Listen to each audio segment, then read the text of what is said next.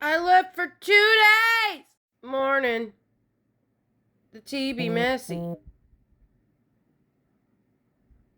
I got sick and I took a break. Why'd you need to color that hard? The moon is currently in Sagittarius and it's in a grand trine with Jupiter and Saturn retrograde over here.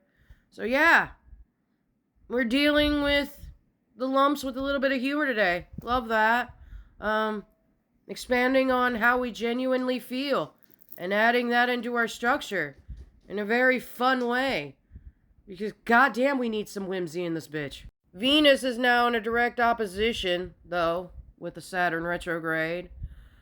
It's pretty much a screaming match of, "You're not my dad!" and "Fuck you, I never asked!" back and forth between the two of them.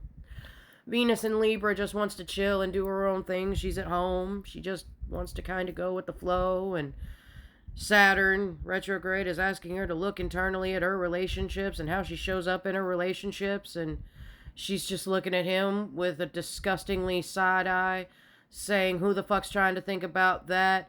And Saturn's like, "I know, that's the whole fucking point, you dumb." I can't say what Saturn said because it would get both of us banned.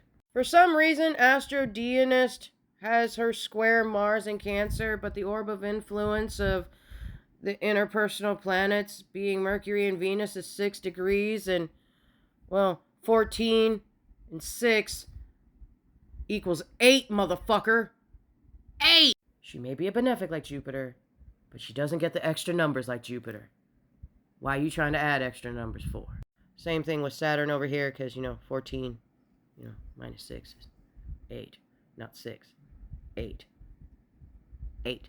So when Mars moves to 8, then these two will actually be in a T-square. So we're going to talk about the T-square like Saturn, or Mars, I apologize, is at 8 degrees, because 14 minus 8 is 6, and that's the orb of influence.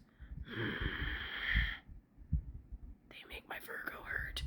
This T-square is literally that. So honoring your feelings and looking at your relationships and all of that wonderful stuff, right? Making sure that the structure you're building, the relationships in your life are reflecting that, and you're honoring your feelings in the process.